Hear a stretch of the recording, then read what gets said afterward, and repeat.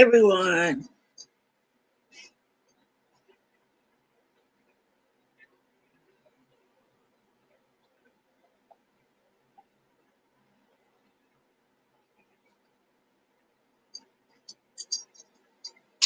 I hope everybody is having a great morning so far. Um, my glasses are, for some reason I clean them and they are not clean. They're like, I don't know, smudge and all kinds of weird stuff, but I'm trying to get used to it. Good morning, sis. All right, see you in a minute. So anyways, guys,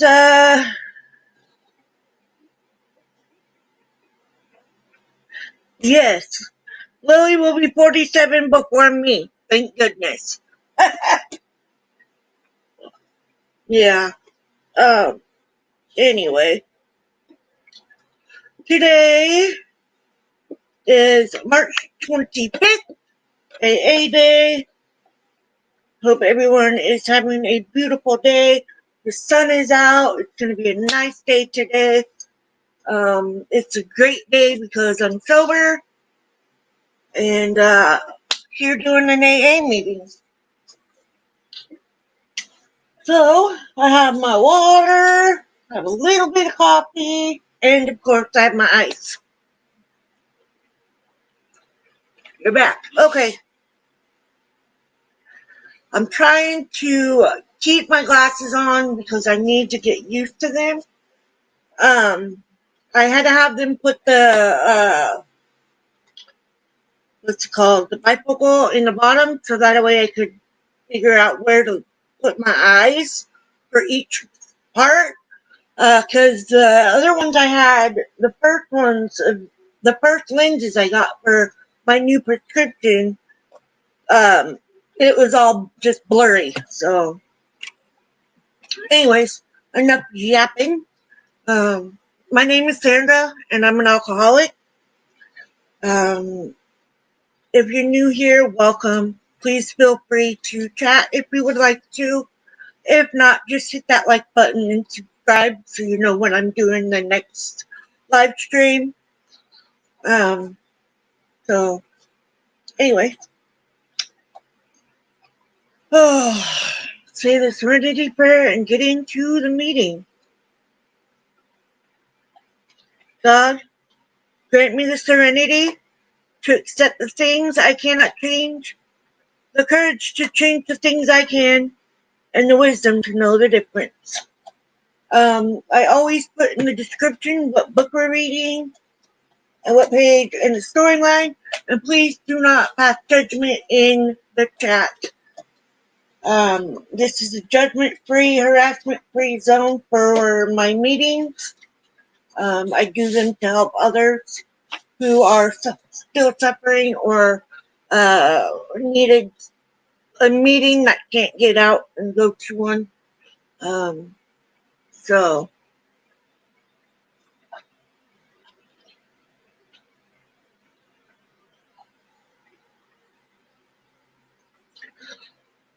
I forgot to say good morning over here on Facebook. Good morning, everybody. Thank you for coming. Getting ready to do the meeting. Said the Serenity Prayer already, and let's go ahead and get into the steps. 1. We admitted we were powerless over alcohol, that our lives had become unmanageable. 2. Came to believe that a power greater than ourselves could restore to sanity. 3. Made a decision to turn our will and our lives over the care of God as we understood Him. 4. Made a searching and fearless moral inventory of ourselves. 5. Admitted to God, to ourselves, and to another human being the exact nature of our wrongs. 6. We're entirely ready to have God remove all these defective characters. 8. Made a list of all persons we had harmed. I skipped one, I think. Yeah, I did. We're entirely ready to have God remove all these defective characters. 7. Humbly asked Him to remove our shortcomings. 8. Made a list of all persons we had harmed and become willing to make amends to them all. 9. Made direct amends to such people wherever possible, except when to do so would injure them or others. 10. Continue to take personal inventory and when wrong, promptly admit it. 11. Stop through prayer and meditation to improve our conscious contact with God as we understood Him, praying only for knowledge of His will for us and the power to carry that out.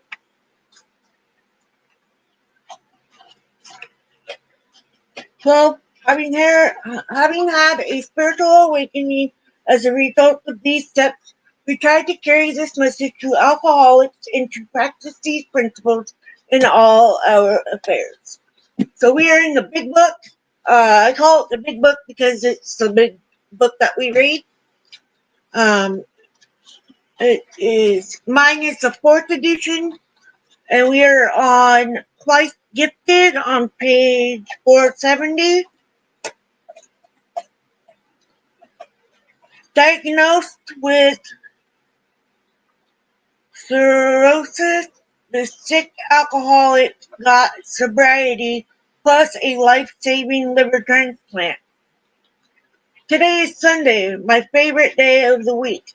Things are usually peaceful, and I always get that wonderfully humbling.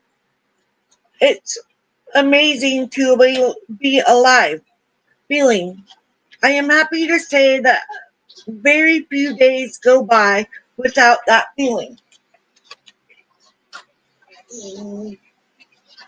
Grab a piece of gum. I can find it.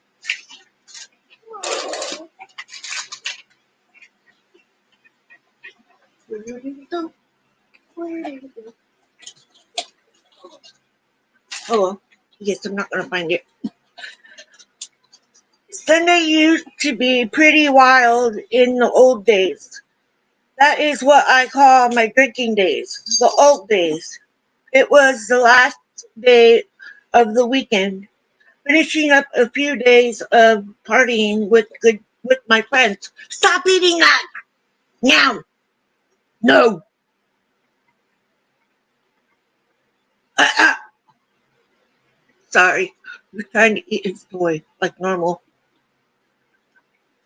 I never went anywhere that was not a party, and if in doubt about the occasion, I think of a good one and bring the party with me. I cannot remember a time without booze in my life, even when I was young and didn't drink myself. Liquor was always around.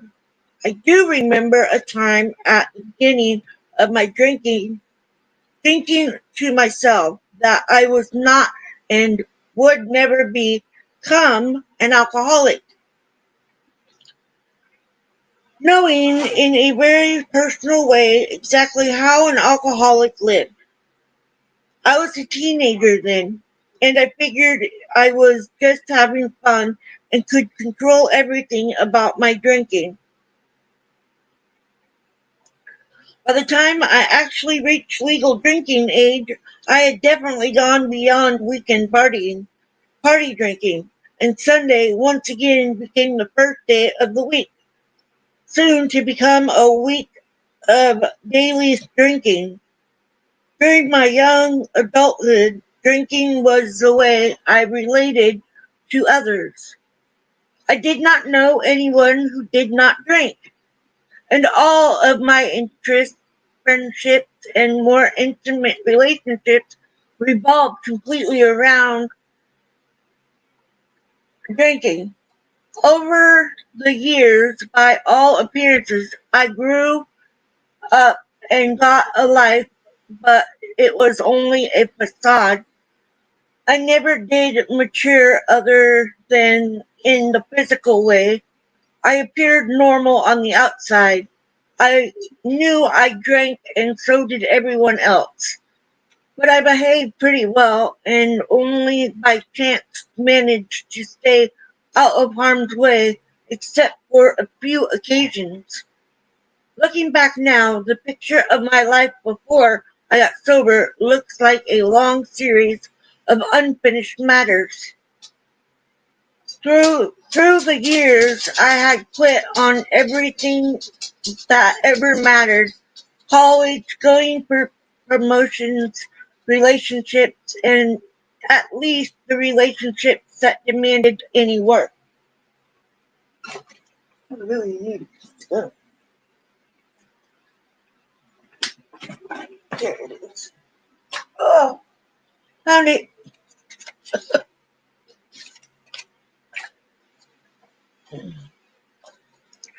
Then a few things began to change.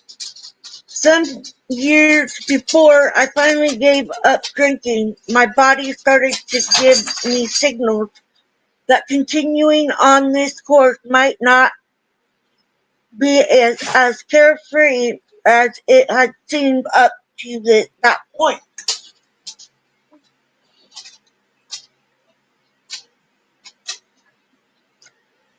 When when stomach problems began, I visited a doctor, and when queried about my drinking habits, I glossed over the idea that I overindulged. Tests were run, but no real diagnosis was ever confirmed. I was advised to maintain a healthy diet and watch alcohol intake, along with other prudent suggestions from the doctor. I was still young, and I thought to myself that just giving my body a break by slowing down would allow me to bounce back. Hello, Ash. Thank you for coming. Hello, Tony. Thank you for being here. Over the next few years, I had quite a few episodes of feeling sick. And of course, having never attended to real problems, my drinking was still escalating. When my symptoms started to multiply, I finally had to consider the real possibility that drinking was the cause of all my health problems. For a very brief moment, I somehow realized that giving up the booze was probably in my future. With that realization came fear and so many questions. How will I live? What will I do with my life? Certainly a life without booze meant I would not have fun, and surely I would not be fun. Up until the moment I realized I might have to give up drinking, I had believed I was perfectly happy. I had a fine life, a good job, a nice place to live, a car, friends, all the things I thought I needed in life. Ideas of getting help to quit drinking had surfaced, but were fleeting and never grew into anything like reaching out. Do not eat that toy.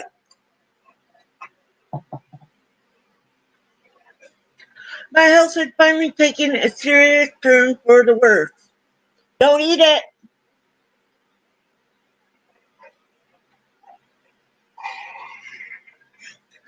I was frequently unable to get out of bed, even to go to work, and strange new problems were exhibiting themselves with regularity.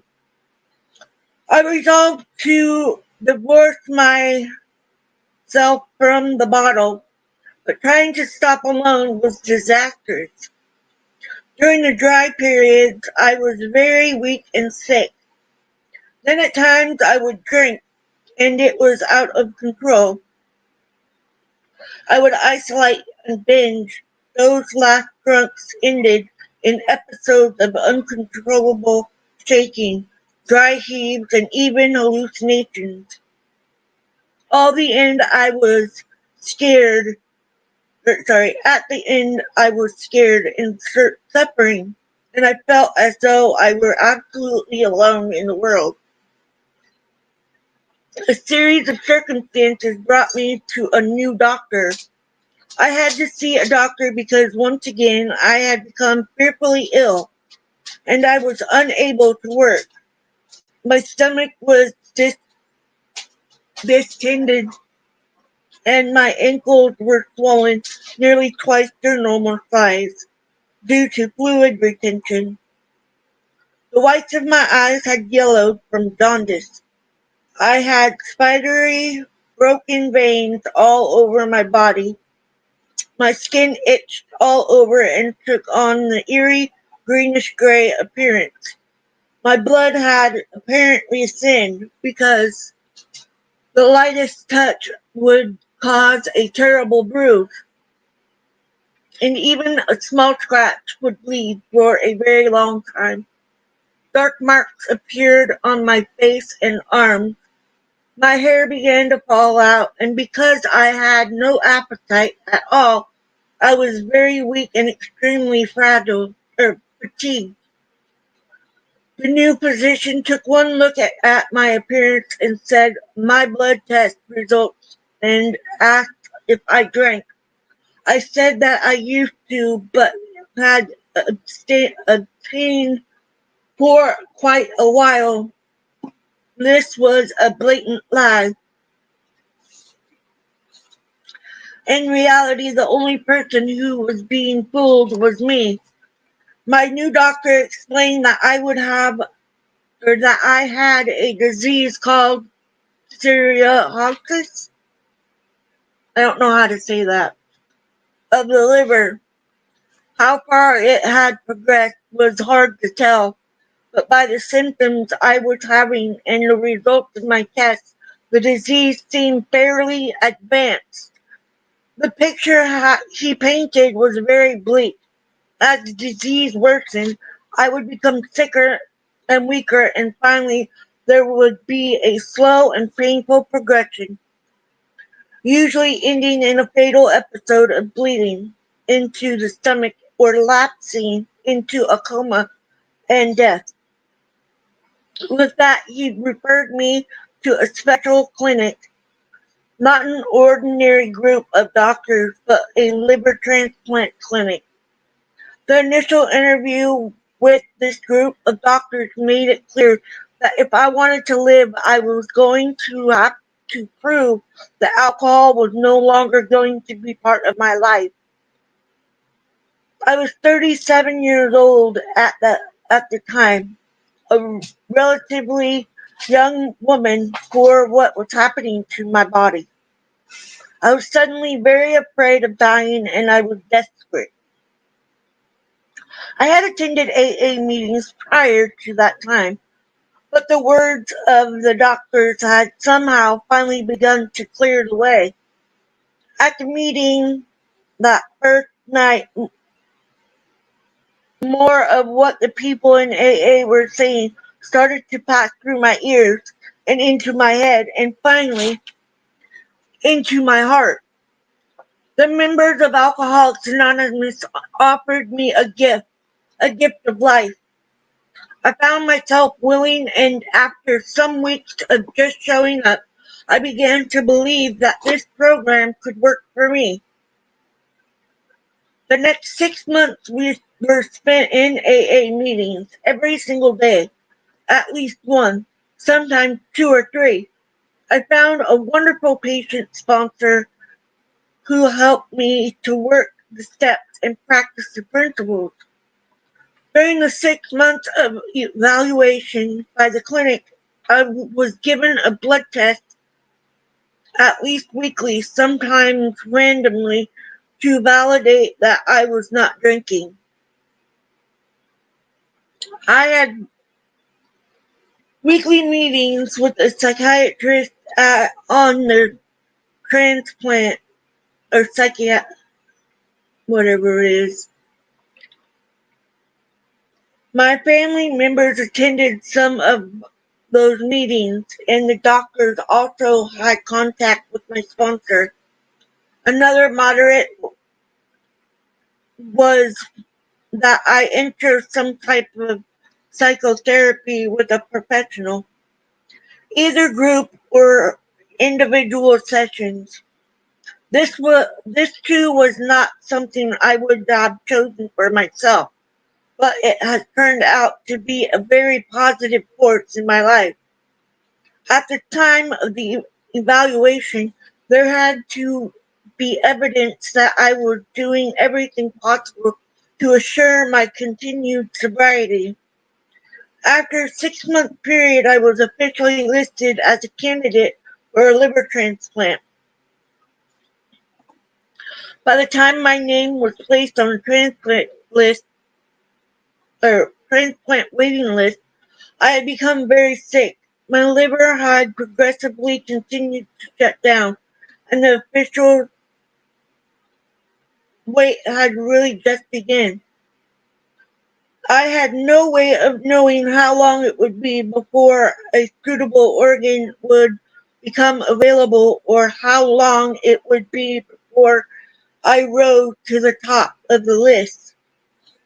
At times I felt resentful of the selection process, the tests, the close supervision of my AA program, and the seemingly endless wait. Unquestionably, it was only because of the program of Alcoholics Anonymous that I was able to let go of that resentment. I actually found an abundance of peace and serenity during those months preceding the surgery. After another 6 months, I was given a second chance, and the second chance, or and a second gift of life. The surgery itself was a wonderful success, and my recuperation was unmarked by setbacks. Some years have passed, and as I look back from the clarity of this moment, I know that the way here for me could not have been by an easier path. I would not willingly have stopped the course of my life was on.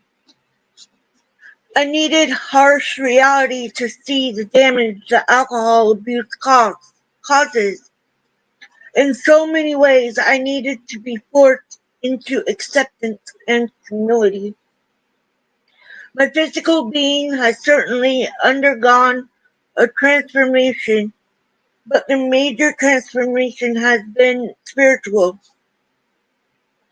The hopelessness has been spiritual, replaced by abundant hope and sincere faith. The people of Alcoholics Anonymous have provided a haven where I remain aware and keep my mind quiet enough. My higher power leads me to amazing realizations.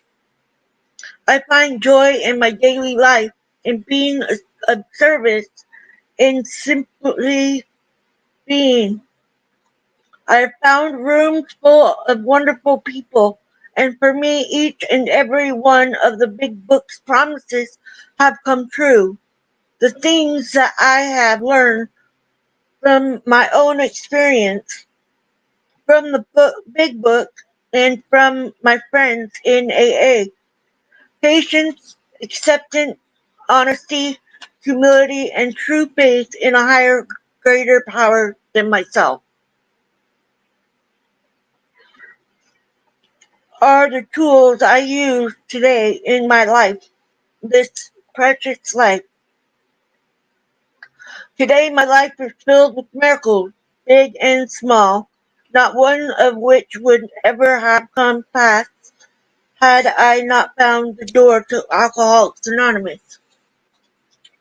And that's the end of that one.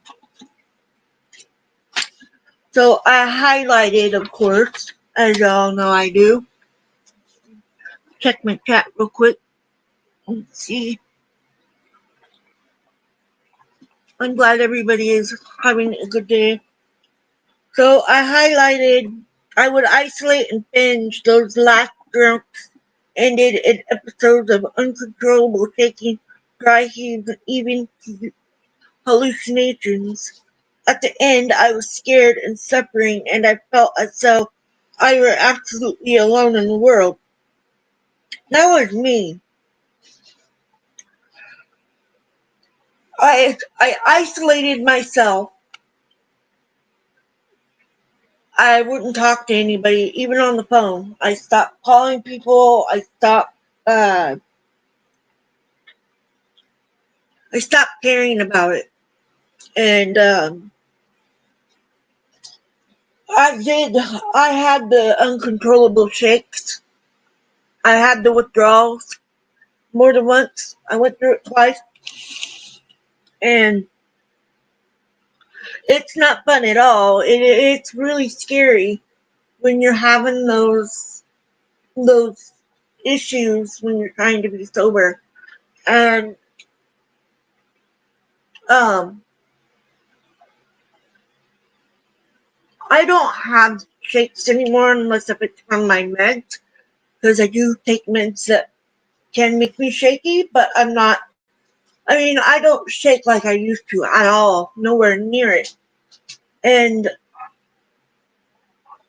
the days that I would try to sober up for a couple of days, because I do the binge drink, um,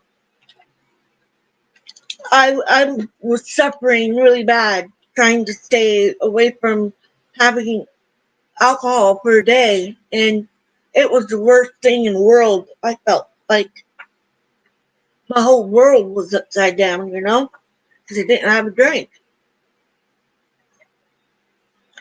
But then, after I decided to get sober this time, um,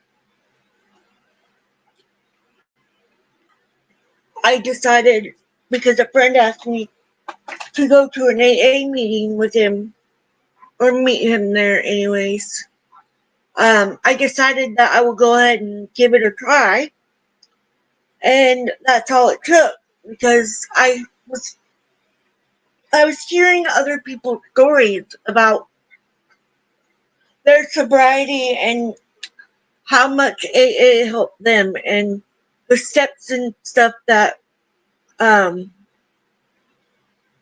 the steps that we needed to take to get sober and stay sober and have a better life.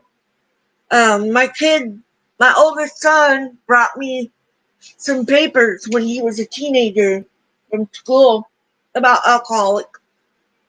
being an alcoholic, and what the alcohol could do to you, and I disregarded it. But then I ended up busting my face open right here. Um, that was a bad night, and I got sober then. I was sober for a year, then went back out. So I know what it's like to go back out, and after going for and thinking that, oh, okay, I did it for this long and now I can go ahead and have a drink.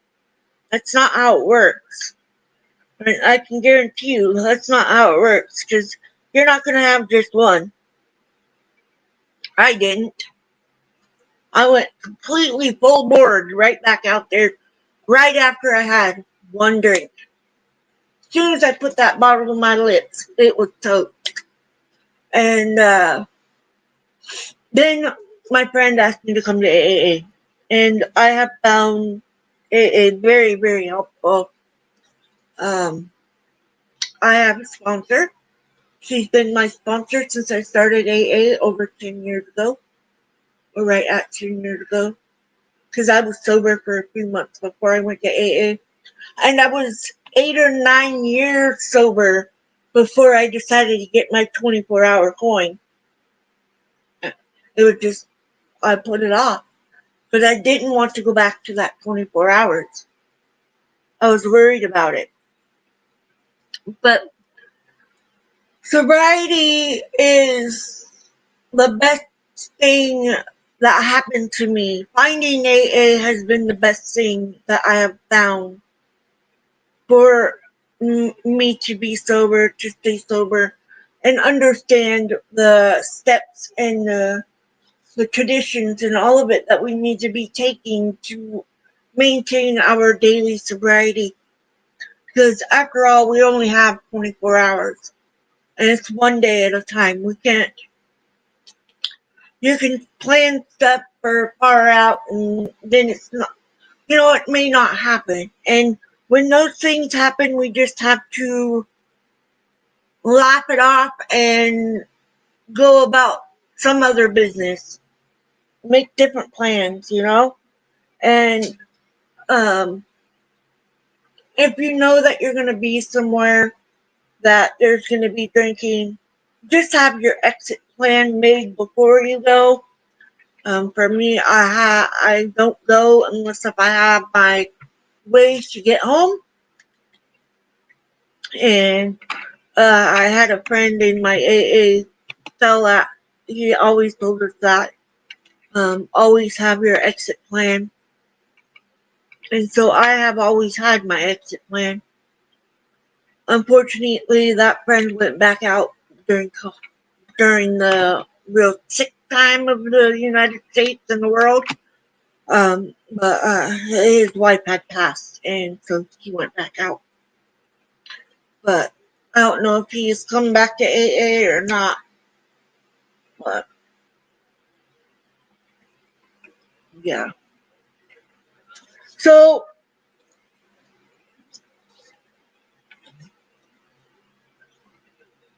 I'm going to go to another part of it that I like.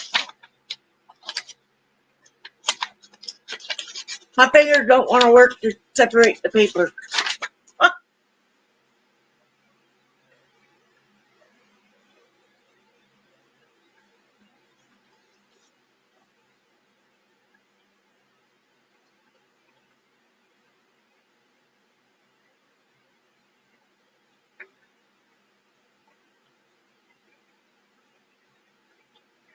Some years have passed, and as I look back from the clarity of this moment, I know that the way here for me could not have been by an easier path.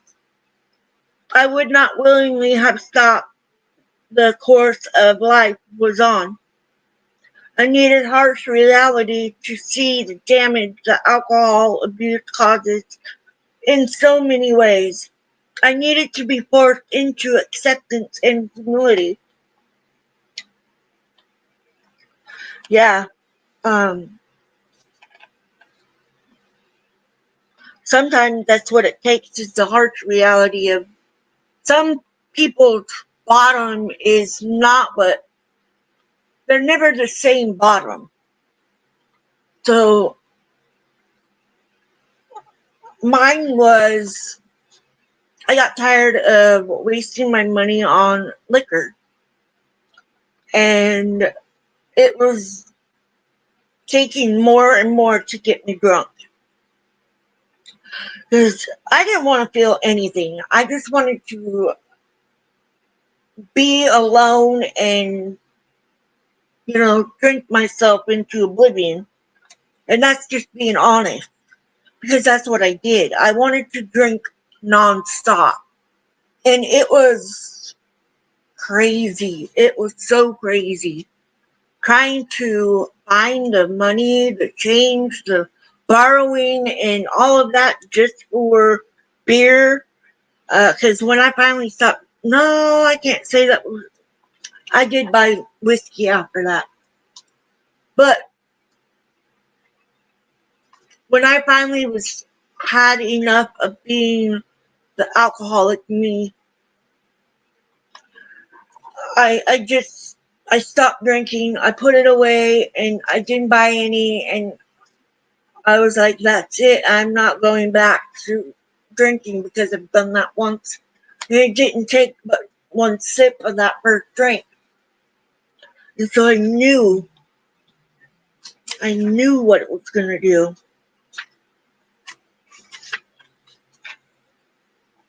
And here, I cannot remember a time without booze in my life. Even when I was young and didn't drink myself, liquor was always around. I do remember a time at the beginning of my drinking, thinking to myself that I was not and would never become an alcoholic.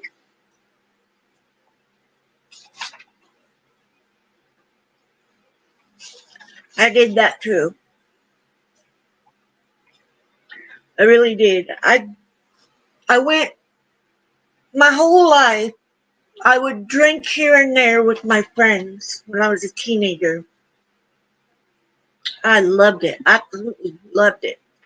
But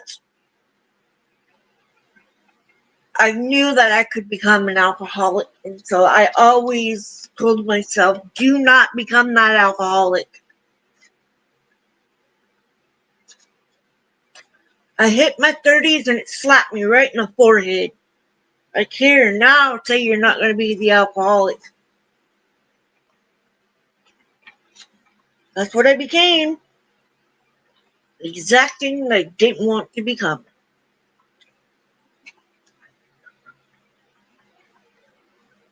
I had attended AA meetings prior to that time, but the words of the doctor had somehow finally begun to clear the way.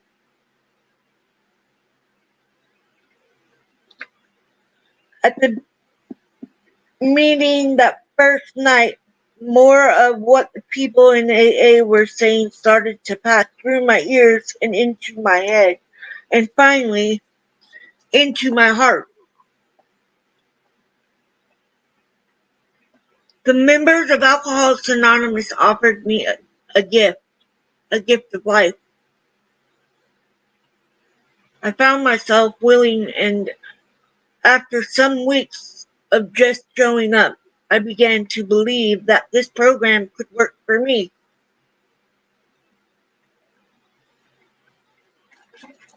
I found it works for me.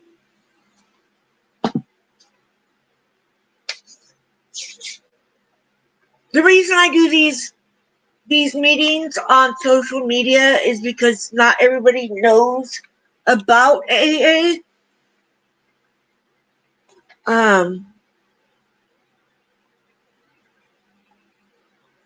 I was given a wonderful gift of sobriety and serenity in my life by going to AA. Receiving this gift of sobriety in my life for free, I give it to all of you for free. That's my goal, my passion right here is giving the gift of sobriety and telling you all that you can do it. It's achievable. It doesn't matter who you are, what color you are. We all bleed the same color. And anybody can go to Alcoholics Anonymous and not be judged. Because that is one thing that we don't do is judge each other. I love you too, Brandy. I missed you. I'm going to come see you soon.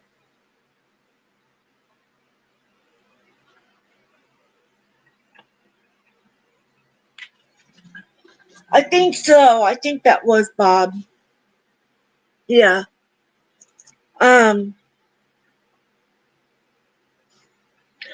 I admit it. I admit that I did go out and drink after a year of sobriety, but not.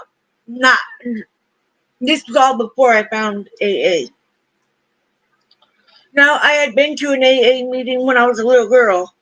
Our father took us to one because, of course, he was an alcoholic, and my stepdad and my mom they drank, but they didn't drink all the time.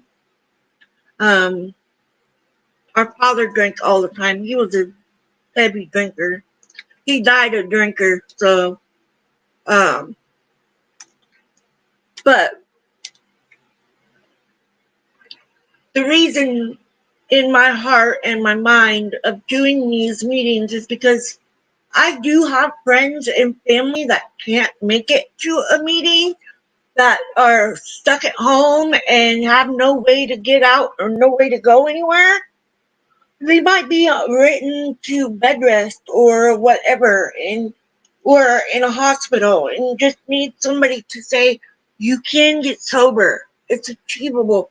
Don't give up. Never give up. No matter how many times you have to come back, keep coming back. There's no limit.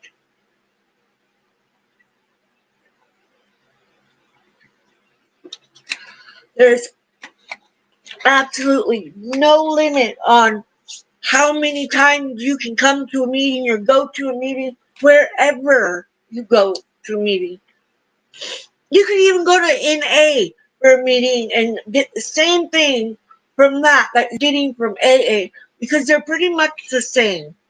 The only difference is the disease part, you know? They do have the same basic meetings, and why not get this gift that's free to help you save your life? I don't understand why you wouldn't want to. I thought about just offing myself too when I was drinking and being an idiot. And I'm glad I didn't, because sobriety has been the best thing ever. I've seen and been part of great things that have happened since I've been sober. My boys graduating. That's the biggest one, is them graduating. And watching them grow into men. Um, they also know what it was like to be around the alcoholic. They were teenagers when I was going through it. And believe me, Mike saw me at my worst. He really saw me at my worst. Um,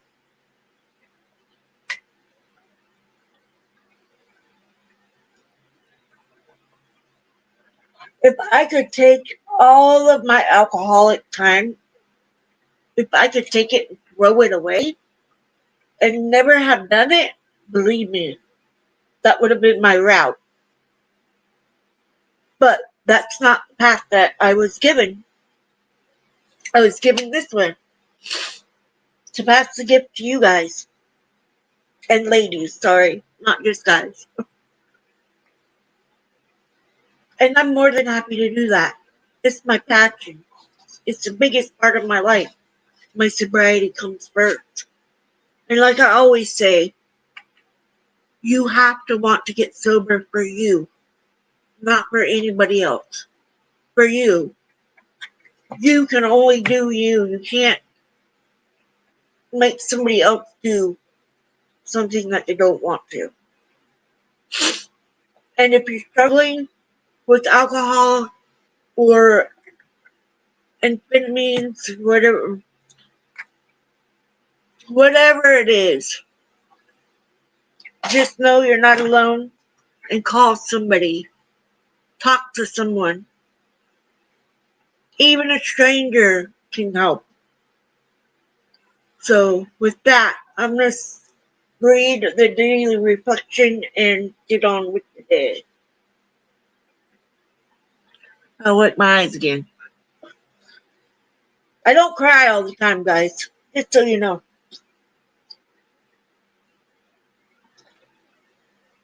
March 25th. A full and thankful heart. I try to hold fast to the truth that a full and thankful heart cannot entertain great conceits. When brimming with gratitude, one's heartbeat must surely result in outgoing love, the finest emotion that we can ever know. As Bill sees it, page 37.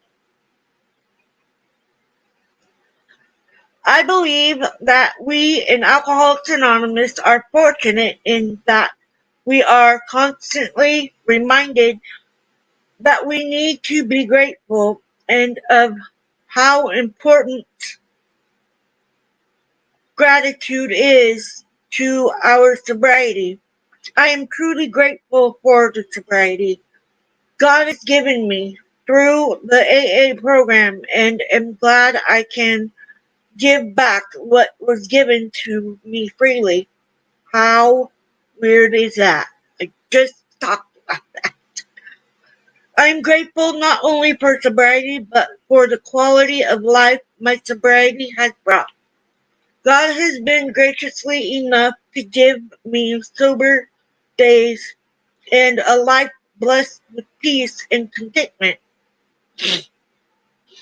as well as the ability to give and receive love and the opportunity to serve others in our fellowship, my family, and my community. For all of this, I have a full and thankful heart. And with that, I'm going to say the Serenity Prayer and let you guys go back on your day. And I hope it's a great one. God, grant me the serenity to accept the things I cannot change, the courage to change the things I can, and the wisdom to know the difference. Keep coming back. It works if you work it. Love you guys. Be safe out there. Be kind.